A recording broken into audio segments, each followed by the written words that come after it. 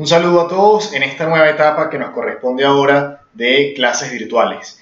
Hoy vamos a continuar con con el programa de materiales para ingeniería química y nos corresponde el tema de las propiedades, el tema número 2. Y para estas propiedades vamos a comenzar hablando de las soluciones sólidas. Este es el primer video, van a tener una segunda parte y importante porque hay ejercicios tanto que vamos a resolver aquí en clase como unos que van a tener que resolver ustedes luego como tarea. Todo esto es importante que nos mantengamos activos en la plataforma virtual, en Canvas, de manera que todas las actividades que hagamos tanto en los videos como en las que se envíen para luego hacerlas ustedes por su parte, pues sean de provecho para cada uno de nosotros.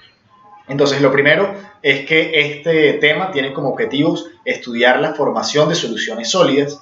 Quizás esto es un término al cual ustedes no estarán acostumbrados. Cuando uno comienza, entiende que las soluciones suelen ser prácticamente líquidas o gaseosas, pero eso de una solución sólida no lo tiene tan claro. Entonces, aquí vamos a estudiar cómo se forman y qué características tienen. Luego vamos a estudiar los efectos de la formación de esas soluciones sólidas sobre las propiedades mecánicas de los materiales metálicos. ¿Qué significa que una solución sólida tenga más o menos de un componente? ¿Qué efectos tiene eso al final macroscópicamente en el material? Y finalmente, las condiciones bajo las cuales se forman estas soluciones sólidas. Entonces, antes de arrancar, vamos a hablar de la diferencia entre elementos metálicos puros y aleaciones. Porque la verdad es que en la vida cotidiana hay pocas aplicaciones que tienen elementos o que usan elementos metálicos puros. Por ejemplo, ahí les pongo dos ejemplos, el cobre y el aluminio, que se usan a un alto grado de pureza, 99% de pureza, fundamentalmente en aplicaciones electrónicas. Pero en la vida cotidiana es raro encontrarnos con un elemento metálico puro. Incluso las joyas de plata o de oro no son 100% plata u oro, sino que son aleaciones. Entonces, en este programa, en este tema, nos vamos a adentrar en las aleaciones, que son esas soluciones sólidas de las que hablamos. Entonces, aleación lo vamos a entender como todo material que tiene propiedades metálicas, pero que está formado por varios elementos. Entendemos entonces aquí el concepto de un material, el concepto del metal y el concepto de elementos. Entonces, una aleación no es otra cosa que un material que tiene características de metal, es decir, que es conductor de calor, que es conductor de electricidad y que pues tiene las características propias de los metales, pero que está formado por varios elementos y no es un elemento puro. Ejemplos de aleaciones en los que está en contacto permanentemente el ingeniero químico. El acero al carbono, por ejemplo, que se utiliza muchísimo en las tuberías, y ahí tenemos un ejemplo, y el acero inoxidable, que también se usa muchísimo en distintas aplicaciones en la industria. Ahí les muestro un reactor hecho de acero inoxidable, sobre todo para soluciones o líquidos de proceso que sean altamente corrosivos. Pero las aleaciones son todo un universo, hay aleaciones de otros tipos que tienen base de aluminio, de cobre, de cobalto, níquel, titanio, zinc, y pare usted de contar, de manera que aquí vamos a tratar de explicarlo de lo más básico a irlo volviendo más complejo poco a poco, pero entendamos que las aleaciones no son algo aislado, sino que están muy presentes en nuestra vida, tanto cotidiana como en la industria en la que vamos a luego trabajar. Entonces, lo primero es que hay que entender que hay distintos tipos de aleaciones. Están las aleaciones monofásicas y las aleaciones polifásicas. Y para entender la diferencia, tenemos que entender entonces qué es una fase, ¿sí? Y fase lo vamos a entender como una porción, que puede ser incluso la totalidad de un sistema. O sea, si yo estoy hablando del sistema que es una tubería, esa tubería va a ser mi porción, que es físicamente homogénea dentro de sí misma. O sea, que es a todo el largo y ancho, en toda la extensión de ese sistema, tiene las mismas características y que está limitada además por una superficie, tiene una interfase que la separa del medio en el que está o de otras fases en las que pueda estar en contacto. De manera que puede ser mecánicamente separable de cualquier otra porción. Una fase puede ser separada de otra fase, pero no, digamos, como es homogénea, no puede ser separada dentro de sí misma. O sea, si yo la pico en distintas secciones, cada sección va a tener exactamente las mismas características. Entonces podemos tener aleaciones que presentan una sola fase como aleaciones que presentan distintas fases. Es decir, podemos tener aleaciones que en toda su extensión, en todo el sistema de esa aleación, tienen las mismas características de manera homogénea y el límite que hay simplemente lo separa del ambiente, como tenemos aleaciones polifásicas, donde en ese sistema vamos a encontrar distintas características propias de cada fase y que a su vez están separadas por un límite físico que es una interfase. Entonces, ejemplos de fases, esto no es extraño para nosotros, lo hemos visto muchas veces. Aquí vemos, por ejemplo, el agua, que tiene una fase sólida, una fase líquida y una fase gaseosa. En la imagen la vemos separadas en 3 recipientes distintos, pero pudiésemos unirlos todos. Podemos tener un recipiente con agua líquida, con hielo flotando y aparte con un espacio que tenga, además de aire, vapor de agua. Entonces ahí tenemos 3 interfaces que me separan el sólido del líquido, el líquido del gaseoso, e incluso pudiera tener una interfase entre el sólido y el gaseoso. Y ahí vemos el diagrama de fases del agua, que seguramente ya ustedes conocen. Es importante, vemos el punto triple, donde se intersectan estas curvas, y pues dependiendo de la presión y de la temperatura, vamos a tener el agua en distintas fases. Entonces, esto es lo más básico que vamos a ver en términos de fases. Cuando avanzamos un poco más, ahora vamos a ver las fases del hierro. Ahí en la imagen ven la austenita o el hierro alfa, la ferrita o el hierro gamma, y tiene también hierro líquido en la parte inferior. Entonces, ahí también tienen el diagrama de fases, presión-temperatura del hierro, donde vamos a ver que dependiendo de la temperatura y de la presión, voy a tener distintas fases de hierro. ¿Y a qué responden estas fases del hierro? A los modelos o a las estructuras cristalinas que vimos en los primeros temas de la materia. Dependiendo de si yo tengo el hierro ordenado, centrado en las caras o centrado en el cuerpo, eso le va a dar unas características distintas al hierro y lo va a constituir como una fase distinta. De manera que ahí vemos esa región roja o la más oscura que está abajo, es a temperaturas desde 0 hasta cercanas a los 1000 grados centígrados. Entre los 1000 y los 1500 vamos a tener ferrita, o sea que si yo tengo hierro entre 1000 y 1500 grados, él va a cambiar su estructura cristalina. Luego, si yo lo aumento entre 1500 y 1600 o 1700, bueno, ahí tienen 1538, vamos a tener hierro delta. Y si yo sigo aumentando la temperatura, pues evidentemente luego se va a fundir, se va a convertir en el hierro líquido que tiene también en la imagen. Y pues dependiendo de la presión, si eso yo lo hago a bajas presiones, puedo también volver el hierro gaseoso. Entonces esto es importantísimo, lo vemos que no es nada más con el agua evidentemente en cada estado de la materia tiene una fase, pero aquí podemos tener hierro sólido en 3 fases distintas.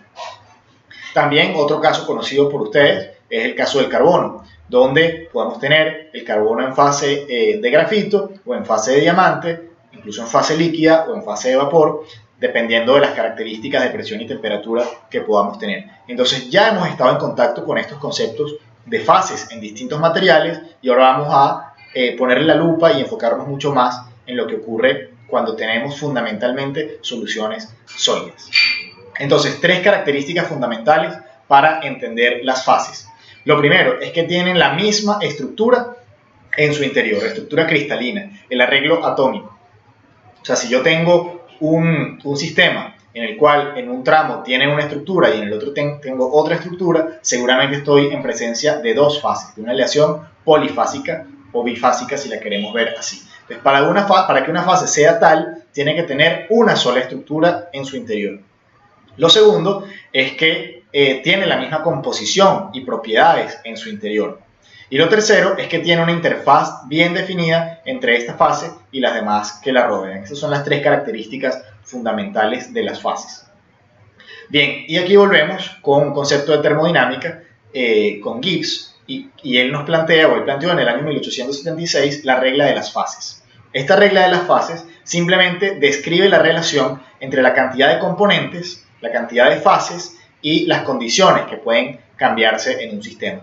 Y nos presenta esa fórmula, que es la fórmula de la regla de las fases de Gibbs. Además, se los puse ahí como una explosión. Es importante que tengamos claro que esta regla solo es aplicable en un equilibrio termodinámico. Fuera del equilibrio termodinámico, la regla de Gibbs no me sirve, así que solo la puedo aplicar cuando estoy en condiciones de equilibrio termodinámico. Y básicamente la regla de fases de Gibbs me dice que la cantidad de componentes más 2 siempre va a ser igual a la cantidad de fases presentes y a los grados de libertad. Vamos a verlo aplicado a unos ejercicios para entenderlo, o unos ejemplos para entenderlo mejor. Vamos a hacer un ejemplo con el magnesio puro. Ahí tienen la imagen del magnesio mineral y tienen su diagrama de fases, presión, temperatura del magnesio. Entonces, vamos a ver el punto A que les coloco ahí. Si pueden ver, el punto A está en la región líquida. Entonces, si yo vamos a aplicar la fórmula de la regla de fases de Gibbs. Tengo 2 más la cantidad de componentes, si yo estoy hablando de magnesio puro, tengo un solo componente, es igual a la cantidad de grados de libertad más la cantidad de fases. En el punto A yo solo tengo fase líquida, es decir, que tengo una fase. Entonces, resolviendo mi ecuación, me da que la cantidad de grados de libertad son 2. ¿Qué significa esto? Que yo desde el punto A puedo variar tanto la presión como la temperatura y voy a seguir teniendo magnesio líquido. Eso se los presento ahí con las flechas rojas. Yo puedo variar la temperatura o la presión, subirla o bajarla en ambos casos y hasta cierto límite, evidentemente, voy a seguir teniendo magnesio líquido. Ahora, hagamos el ejercicio con el punto B. En el punto B sigo teniendo un solo componente, magnesio puro, y ahora tengo 2 fases, porque fíjense que se encuentra en esa recta que me divide la fase líquida y la fase sólida, es decir, es un punto que está en equilibrio entre la fase líquida y la fase sólida. Entonces, cuando yo aplico ese valor a mi ecuación de la regla de fases de Gibbs, me da que tengo un solo grado de libertad. Es decir, para yo mantenerme en ese límite, para yo mantenerme con una condición de 2 fases, si cambio la temperatura, debo cambiar también la presión y buscar un nuevo punto de equilibrio. Si cambio una sola de ellas, si cambio la temperatura, me voy a estar moviendo bien sea a la región líquida, si esa temperatura aumenta, o a la región sólida, si esa temperatura disminuye. Y el otro ejemplo es el del punto triple, que conocemos ya por la química del agua, pero bueno, otros materiales también tienen punto triple, como el caso del magnesio. En este caso, ustedes saben que en el punto triple coexisten las 3 fases en equilibrio, tanto el vapor como el sólido como el líquido. Entonces, eso lo que me genera es que mis grados de libertad sean igual a 0. Es decir, cualquier variable que yo cambie me va a mover del punto triple y me va a sacar de ese equilibrio. Entonces, esto también lo podemos entender con el agua, y aquí les traigo un ejemplo bastante gráfico. Si nos vamos a ese gráfico, a ese diagrama, de fases del agua, vemos, y se los puse ahí en la línea roja, que el límite entre el líquido y el sólido, podemos ver que en la medida en que yo aumento la presión, la temperatura va disminuyendo. ¿Qué significa eso? Que si yo tengo un sistema en equilibrio, al cual yo le aumento la presión a una temperatura establecida, ese hielo, en este caso, el ejemplo que les estoy dando de la patinadora, ese hielo va a tender a derretirse. De hecho, eso es, y el ejemplo de la patinadora es precisamente eso, porque tienen la pista de hielo y la presión que ejerce el peso de la patinadora con los patines sobre, que además recuerden que la presión depende del área y el área de los patines pues es muy pequeña, esa presión es suficiente para derretir el agua, de manera que la patinadora no está directamente, o el filo del patín no está directamente en agua sólida, sino que está moviéndose sobre agua líquida, y eso es lo que le permite reducir la fricción y pues moverse y hacer todas las acrobacias que hace. Entonces ahí es importante ver cómo esa relación, para yo mantener el hielo sólido, si aumento la presión, tengo que reducir la temperatura, porque si yo solo aumento la presión y me mantengo a la misma temperatura, voy a estar derritiendo el hielo. Entonces, estos gráficos, estos diagramas de fase, nos permiten entender cómo van cambiando y cómo van evolucionando o teniendo transiciones entre sus distintas fases, los distintos materiales que vamos a trabajar. Este, de nuevo, es el más básico, que es el agua, y a medida que vayamos avanzando en la materia, vamos a ir viendo qué ocurre con otros tipos de materiales. Bien, esto se los mando de tarea, un ejercicio. Básicamente es que el magnesio es un material de baja densidad, tiene aproximadamente 1.74 grados por centímetros cúbicos. Y por esa característica se ha sugerido que sea utilizado para naves espaciales, que evidentemente van a estar en el espacio exterior. Entonces, basándonos en el gráfico que les coloco ahí del diagrama de fases del magnesio puro, vamos a evaluar si es bueno el criterio de utilizar magnesio, ya que es un material de baja densidad, para fabricar naves espaciales. Entonces, esto van a tener un espacio en Canvas para poder cargar su respuesta y poder pues realizar esta tarea. Entonces, bueno, con esto cerramos la primera parte de la clase de soluciones sólidas. Espero que les haya gustado, que sea provechoso y nos vemos pronto en el siguiente video.